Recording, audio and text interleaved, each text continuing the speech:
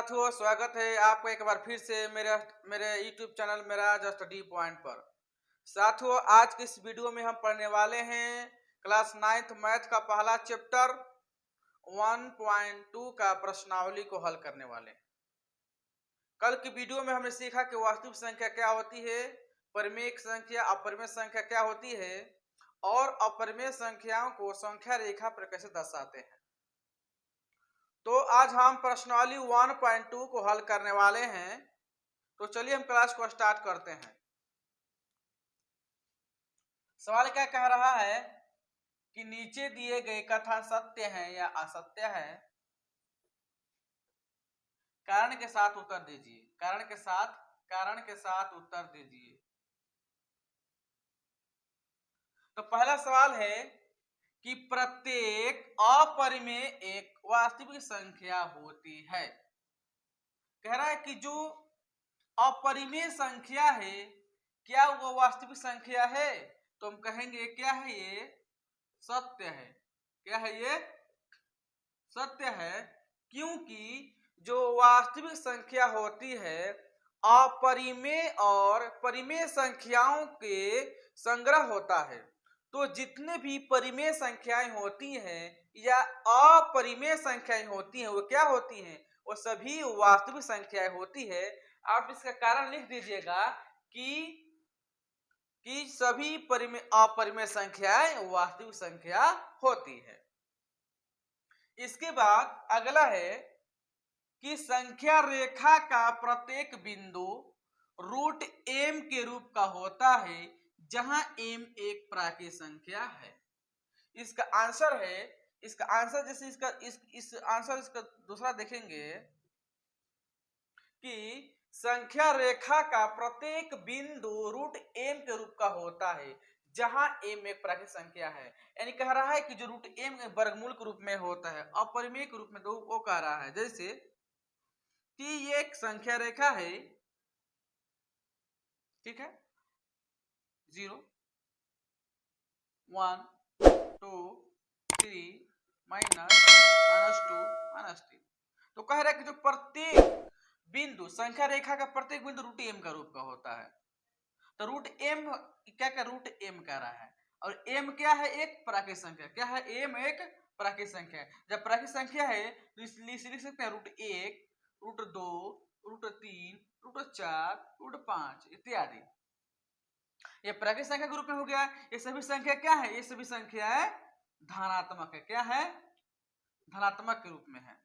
और कह रहा है कि देखिए ये जो इधर की संख्या होती है, इधर वाली संख्या ये धनात्मक होती है, और धनात्मक सभी क्या होते हैं, रूट m के रूप के होते हैं, रूट m के रूप का होते हैं। लेकिन जो इधर जब हम बाएं बढ़ेंगे 0 से लेकर माइनस, ये माइनस वाली संख्या होती है। तो जो कह रहा है कि संख्या रेखा का प्रत्येक बिंदु रूट m का रूप का होता है, ये गलत है। क्या है ये असत्य कह रहा है। क्या कह रहा है, ये असत्य कह रहा है, क्योंकि माइनस वाली संख्याएं रूट में नहीं होती, कि संख्या रेखा प्रत्येक बिंदु रूट पर संख्या रेखा प्रत्येक बिंदु का m क्या है, एक प्राकृत संख्या है। तो ये प्राकृत संख्या तो इसमें नहीं है। इसमें प्राकृत संख्या धनात्मक संख्या प्राकृत संख्या होती है, और इसमें जो इधर बढ़ेंगे माय में बढ़ेंगे माइनस होती है। ये ऋण पूर्णांक है, ये धन पूर्णांक है। सिर्फ धन पूर्णांक ही प्राकृत संख्या होती है, लेकिन ऋण पूर्णांक प्राकृत संख्या नहीं होती है। इसलिए संख्या रेखा का प्रत्येक बिंदु रूट m का रूप का नहीं होता है। ये बात सत्य है, असत्य है, इसे एकदम असत्य लिख देंगे। इसके बाद तीसरा क्वेश्चन कह रहा है कि प्रत्येक वास्तविक एक अपरिमेय संख्या होती है। प्रत्येक वास्तविक संख्या एक अपरिमेय संख्या होती है। ये भी क्या कह रहा है, ये भी असत्य। क्या कह रहा है, असत्य कह रहा है, क्योंकि वास्तविक संख्या क्या होती है, वास्तविक संख्या अपरिमेय और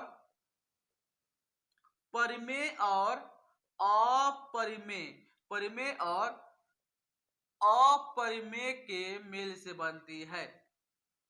वास्तविक संख्या परिमेय और अपरिमेय संख्याओं को मिलाने पर बनती है। तो इसका कहना कि सभी वास्तविक संख्या, जब सभी यानी प्रत्येक वास्तविक संख्या कह रहा है, प्रत्येक वास्तविक संख्या कह रहा है, तो वास्तविक संख्या इसमें क्या आ गया, इसमें परिमेय भी आ गया, इसमें अपरिमेय आ गया। जब कह रहा है कि वास्तविक संख्या एक अपरिमेय होती है, जब वास्तविक संख्या एक अपरिमेय कहाँ होती है, वास्तविक संख्या तो परिमेय और अपरिमेय दोनों होती है, इसलिए ये कथन गलत है यानी असत्य है। ठीक है। इसके बाद ये प्रश्न नंबर 2, यहां इसको देख सकते हैं, यहां पर यहां प्रश्न नंबर 2 कह रहा है, क्या सभी धनात्मक पूर्णांकों के वर्गमूल अपरिमेय होते हैं? क्या सभी धनात्मक पूर्णांकों के वर्गमूल, पूर्णांक कितने होते हैं? पूर्णांक 3 प्रकार का होता है, एक शून्य पूर्णांक, धन पूर्णांक और ऋण पूर्णांक। यह किसकी बात कर रहा है? धन पूर्णांक की बात कर रहा है। क्या सभी धनात्मक पूर्णांकों के वर्गमूल अपरिमेय होते हैं? यदि नहीं तो एक ऐसी संख्या बताइए कि ऐसी संख्या के वर्गमूल को उदाहरण दीजिए जो एक परिमेय संख्या होती है। ऐसे तो हजारों धनात्मक पूर्णांक की संख्या है जो परिमेय संख्या होती है। जैसे यदि हम धनात्मक पूर्णांक है, यदि हम इसको यदि इसको हम रूट 9 लिखते हैं, रूट 9 लिखते हैं, ये धनात्मक पूर्णांक क्या है? वर्गमूल के रूप में है। तो इस प्रकार यदि देखें तो इसको देखने पर अपरिमेय तो लग रहा है, लेकिन जब इसको हम तोड़ेंगे, जब इसका वर्ग निकालेंगे, इसका वर्गमूल निकालेंगे, ये क्या आएगा? 3 आएगा। इसी प्रकार रूट 36 लेंगे, ये भी देखने में अपरिमेय लग रहा है, लेकिन जब इसको हम तोड़ेंगे, इसका वर्गमूल निकालना, क्या आएगा? 6 आएगा। ऐसे अनगिनत संख्या होती हैं। ये क्या हो गया? ये परिमेय हो गया। क्या हो गया? ये संख्या परिमेय हो गया। ये संख्या क्या है? परिमेय है। नहीं जब कह देंगे कि इसमें क्या है, नहीं सभी धनात्मक पूर्णांकों के वर्गमूल अपरिमेय नहीं होते। क्या होते हैं? अपरिमेय नहीं होते, अपरिमेय नहीं होते, धनात्मक भी होते हैं। यानी कि जितने भी धनात्मक पूर्णांक यानी कि प्राकृतिक संख्या हैं, उनका वर्गमूल परिमेय भी हो सकता है और अपरिमेय भी हो सकता है। इसके बाद तीसरा सवाल है कि √5 को संख्या रेखा पर कैसे दर्शाएं? तो इसको हम शॉर्टकट में देख लेते हैं कैसे दर्शाते हैं। पहले इसका स्क्रीनशॉट ले सकते हैं। देखिए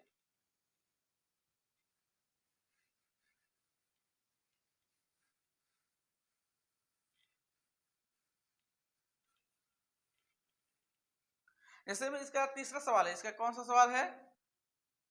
तीसरा सवाल है कि √5 को संख्या रेखा पर बनाइए, संख्या रेखा पर बनाए या दर्शाएं, एक बात है। ठीक है। तो सबसे पहले क्या बनाते? एक समकोण त्रिभुज बनाते। क्या बनाते हैं? किसी भी संख्या को अपरिमेय संख्या को दर्शाने के लिए हम समकोण त्रिभुज बनाते हैं। जिसको संख्या रेखा पर दर्शाना है उसको मान लेते हैं उसको मान लेते हैं काट √5 हो गया। और इस हम √5 को हमें दो संख्याओं के वर्गों के रूप में लिखना है, यानी कि हम इस 4 प्लस अब 1 लिखें तो 5 हो गया, और हम 4 को लिख सकते हैं 2 का स्क्वायर और इसे लिखते 1 का स्क्वायर, यानी कि यह आधार इसका कितना हो गया? आधार 2 और लंब इसका कितना हो गया? 1, यानी कि आधार 2 और लंब 1। तो हमें मिल गया कि इसमें आधार कितना चाहिए? 2 और लंब कितना चाहिए? 1। तब संख्या रेखा एक हम बनाते हैं। ये है संख्या रेखा 0 1 2 3 4 5 इत्यादि। तो इसका आधार कितना कह रहा है? इसका आधार कह रहा है कि 2, कितना कह रहा है? यूनिट 2 कह रहा है, 2 यूनिट यानी कि 2 इकाई कह रहा है। इस हम 0 से लेकर यहां तक की दूरी को मान लेते हैं 2 यूनिट। कितना? 2 यूनिट मान लेते हैं। कितना? इसे मान लेते हैं ए बी, इसे मान लेते हैं ए और इसे मान लेते हैं बी बिंदु। ठीक है। अब इसके बाद लंब इसे कितना कर ले? इसका लंब कह रहा है 1 यूनिट। क्या कह रहा है? 1 यूनिट। इसका लंब कह रहा है 1 यूनिट। तो इसको हम एक इकाई को या किसी भी को एक इकाई को यह मान लेते हैं। मान लें कि यहाँ जब नापते हैं इस प्रकार से तो 1 इकाई, जो हो गया सी, इसको भी हम कर देते हैं सी। तब बीसी हो गया, यह कितना? 1 इकाई। और हम ए और सी को क्या किया है? मिलाए हैं। तो ए और सी को क्या करेंगे? मिला देंगे। देखिए यहाँ हमने साबित किया है रूट 5 बराबर 4 प्लस 1। तो ये इसका 2 यूनिट, यहाँ कितना है 1 यूनिट, 1 यूनिट। तो क्या होगा AC और ये भुजा कर्ण हो गया, तो इसको माप कर ये रूट 5 हो गया। जब इसको मापेंगे हम इसको इस प्रकार से, तो इसको हम गिरा देंगे यहाँ, यहाँ जब गिरेगा यही क्या है, यही रूट 5 है। तो आप लोग को समझ में आ रहा है, आशा करते हैं। तो कमेंट करें, शेयर करें, लाइक करें मेरे चैनल को। तो ये तीसरा सवाल था। इसके बाद हम वर्गमूल सर्पिल कैसे, हम वर्गमूल स्पाइरल यानी कि वर्गमूल सर्पिल की रचना कैसे करते हैं उसको हम जानेंगे। लेकिन सबसे पहले आप इसका स्क्रीनशॉट ले सकते हैं। तो साथियों चलिए अब हम वर्गमूल सर्पिल की रचना करते हैं, उसको वर्गमूल सर्पिल की रचना कैसे करते हैं। तो सबसे पहले इसको हम साफ कर लेते हैं इस बोर्ड को, तो अब दिखाएंगे कैसे बनता है। ये लास्ट है इस प्रश्नावली का प्रश्न।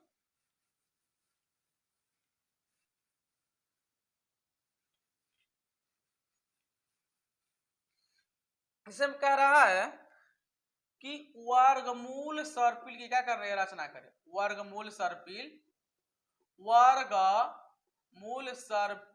की रचना करें, वर्गमूल सर्पिल की रचना करें। तो सबसे पहले क्या करना होता है इसमें, उसी प्रकार प्रक्रिया की तरह, नियम की तरह हम एक रेखा खींच लेते हैं। क्या करते हैं, एक रेखा खींच लेते हैं। इसको मान लेते हैं 0 1 2 3। तो सबसे पहले हम एक मानते, एक तो यही है, इसमें वर्गमूल कर रहा है, हम रूट 2 को बनाएंगे, फिर रूट 3 को, फिर रूट 4 को, फिर रूट 5 को, फिर रूट 6 को, रूट 7 को, इनके लगातार चलता रहता है। इसमें इसका नियम क्या होता है कि पहले हम 2 को बनाएंगे। जब 2 को बनाएंगे तो इसको मानते हैं 1 इकाई, फिर 1 इकाई रूट 2 में लंब भी 1 आधार भी 1, इसको मान लेते हैं हम 1 इकाई, इसको नाप लेते हैं, फिर इसको मिला देते हैं 1 1। तो ये कितना हो गया, रूट 2 हो गया। कितना, रूट 2 हो गया। जब ये रूट 2 हो गया, जब ये जो भुजा हो गया, ये जो लाइन आया, अब इस पर हम क्या करेंगे, ये छोटा हो रहा है, इसको मिटा फिर से बनाते हैं। जैसे ये हो गया 1 0 1 2 3, तो इसको हम पहले हम 2 बनाते हैं। क्या बनाते हैं, पहले हम 2 बनाते हैं, रूट 2 को बनाते हैं 1 इकाई, और इसको ले लेते हैं हम 1 इकाई, और इसको ज्वाइन कर देंगे 1 1, ये रूट 2 हो गया। ठीक है।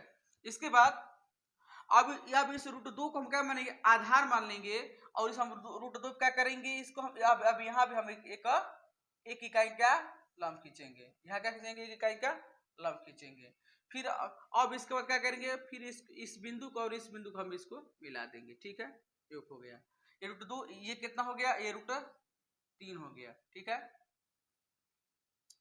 अब इसके बाद ये जो एक रेखा मिला, लाइन मिला, अब उस पर हम क्या करेंगे, उस पर अभी हम एक लंब खींच देंगे। मान लीजिए कि ये लंब यहाँ के आएगा। ठीक है, हमेशा एक ही का लंब खींचना है। ये रूट 3 हो गया, एक समकोण त्रिभुज बन गया, आधार रूट 3, लंब इसका 1, तो इसका कर्ण कितना होगा, कर्ण निकाल सकते हैं, इसका कर्ण होगा 4, रूट 3 का स्क्वायर 3 होगा, इसको ज्वाइन करेंगे 1, इसका ये कितना हो गया, ये रूट 4 हो गया। ठीक है। अब इसके बाद हम रूट 5 बनाएंगे, तो इसका आधार कितना हो गया, रूट 4 हो गया। अब यहाँ पे हम अब यहाँ क्या करेंगे, हम यहाँ एक लंब खींच देंगे, यहाँ एक लंब खींच देंगे। तो ये कितना लंब खींचना है, एक लंब खींचना है। तो रूट 4 हो गया, ये एक इकाई लंब खींच देना है। अब आधार हो गया रूट 4, लंब हो गया 1, तो रूट 4 का यदि इसका निकालेंगे, कर्ण निकालेंगे, कर्ण, तो रूट 4 का स्क्वायर प्लस 1 का स्क्वायर, इस प्रकार से बनेगा। 4 का 4 होता है, और 1 का 1, तो कितना रूट 5 हो गया, ये रूट 5 हो गया। तो इसको अब इसको यहाँ से इसको हम ज्वाइन कर देंगे, ये हो गया रूट 5। देख रहे, वर्गमूल सर्पिल की वर्गमूलों का एकदम गोलाई सर्पिल बन रहा है। इसके बाद यहाँ भी हम एक इकाई लंब खींच लेंगे। अब इसका आधार रूट 5 हो गया, और इसका लंब कितना हो गया, 1 हो गया। हमेशा लंब 1 होगा। और फिर इसको हम ए से यहाँ इस मिला देंगे, तो ये कितना हो गया, रूट 6 हो गया। ठीक है, अब इसके बाद अब रूट 6 आधार हो गया और लंब कितना हो गया, 1। तो यहाँ भी हम एक प्रकार से एक ही का यहाँ लंब खींचते हैं, यहाँ इसको मिला देंगे। जब एक लंब हो गया तो एक कहीं आधार, इसका आधार कितना है, रूट 6, आधार इसका कितना है, रूट 6, लंब इसका 1 है, तो इसको फिर इसको यहाँ से मिला देंगे, ये हो गया रूट 7। इसी प्रकार रूट 7 आधार हो गया, ये फिर यहाँ यदि लंब खींचते हैं, एक आए लंब 1 हो गया, फिर इसको मिला देंगे, इसको ये हो गया रूट 8। फिर यदि हम इसको में लंब खींचते हैं, ये हो गया 90 डिग्री, फिर इसको मिलाएंगे, ये हो गया रूट 8। यानी कि इसी प्रकार करते करते फिर इसको यदि लंब खींचते हैं, ये हो गया, फिर इसको मिलाएंगे, ये हो गया रूट 9। फिर यदि इसको हम लंब खींचेंगे, इसको फिर इसको मिला देंगे, ये हो गया रूट 10, ये हो गया रूट 10 और ये हो गया रूट 11। इसी बार करते करते ये क्या होगा, ये गोल आ जाएगा। इसी को हम कहते हैं वर्गमूल सर्किल। तो साथियों, उम्मीद है आपको ये वीडियो, एक जो प्रश्न है, आपको अच्छे से समझ में आया होगा। यदि आपको अच्छे समझ में आया है तो हमारे चैनल को सब्सक्राइब और लाइक करें और ज्यादा से ज्यादा अपने दोस्तों और रिश्तेदारों में शेयर करें, ताकि वो भी इसका फायदा उठा सके। इसी पर हम अपने इस क्लास को समाप्त करते हैं। यदि आपका कोई प्रश्न है तो आप कमेंट बॉक्स में पूछ सकते हैं, उसको आपको अच्छे तरीके से समझाया जाएगा। जय हिंद, जय भारत, इंकलाब जिंदाबाद।